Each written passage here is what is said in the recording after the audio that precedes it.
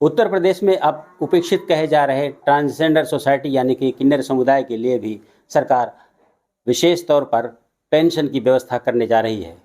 हम इस वक्त मौजूद हैं प्रयागराज के किन्नर अखाड़े में और यहाँ पर किन्नर समुदाय से जो लोग हैं उनसे बात करते हैं। सबसे पहले बात करते हैं किन्नर समुदाय की महामंडलेश्वर, किन्नर अखाड़े की महामंडलेश्वर कौशलेंद्र गिरी से। आपसे जानना चाहेंगे इस कदम को आप किस रूप में ले रहे हो? जी, जय श्री महाकाल। ये सबसे अच्छी पहल है। इतनी बार सरकार आई, इतनी बार सरकार गई, हमारे देश को आज़ाद हुए 75 साल हुआ। आज तक किन्नरों के लिए हमेशा किन्नर इसी समाज में रहने के बावजूद भी किन्नर को अनदेखा किया गया। किन्नर समाज के लिए कभी सोचा ही नहीं गया और आज ये सरकार किन्नर समाज के लिए सोच रहे हैं और किन्नर समाज के लिए सालाना 12,000 पेंशन के लिए पेंशन बना रहे हैं। ये बहुत बड़ी उपलब्धि है ताकि हम किन्नर समाज में मुख्य धारा में आके समाज की उन्नति के लिए, राष्ट्र के प्रगति के लिए हम लोग भी अपना योगदान दे सके। हम भी इसी समाज का एक अभिन्न अंग है क्योंकि हम लोग भी सरकार को सारा टैक्स पे करते हैं और हम लोग भी सरकार बनाने में हमारा भी उतना ही दायित्व रहती है। जैसे आप लोग वोट डालते हो वैसे हम लोग भी वोट डालते हैं, तो हमारा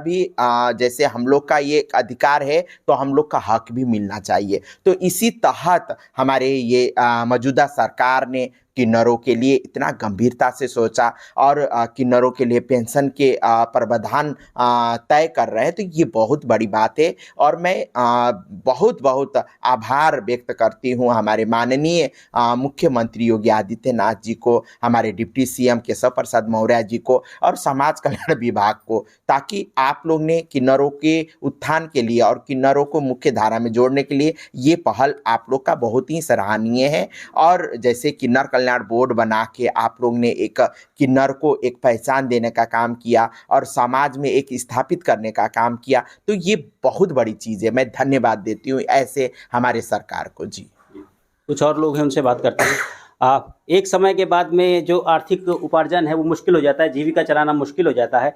किस रूप में देखते हैं, कितना बड़ा कदम है ये, कितनी मदद मिलेगी आप लोगों को इससे? हमें जैसे कि हमें बहुत मदद मिलती है हमारे योगी आदित्यनाथ जी से।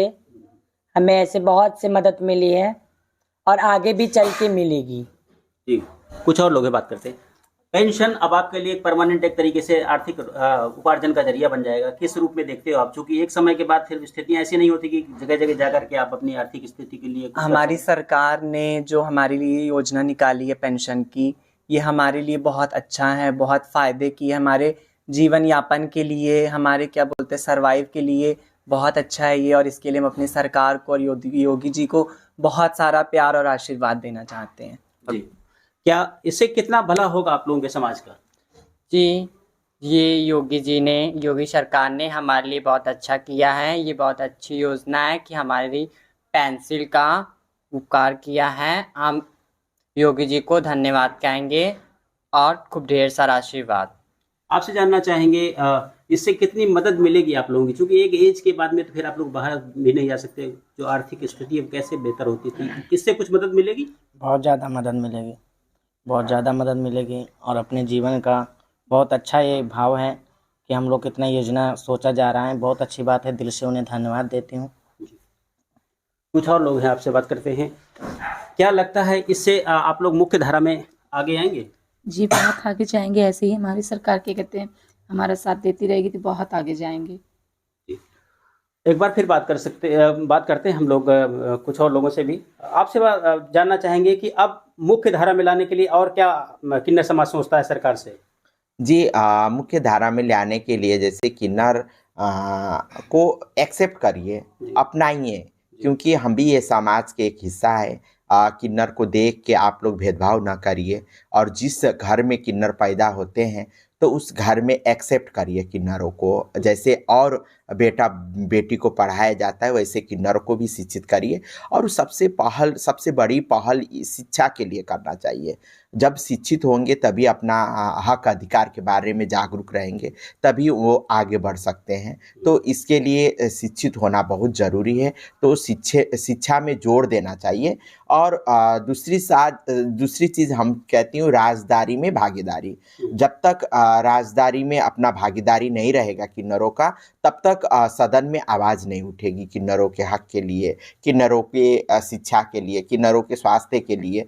तो ये सारा चीज़ के लिए हम लोग को जैसे और सभी समुदाय के लिए आरक्षित किया गया है सीट, वैसे ही किन्नरों के लिए भी सीट आरक्षित किया जाए। और जो उस लायक है किन्नर, उसको उसमें भागीदारी मिले और सदन में अपना बात रख पाए और किन्नरों के लिए योजनाएं बन पाए। जी।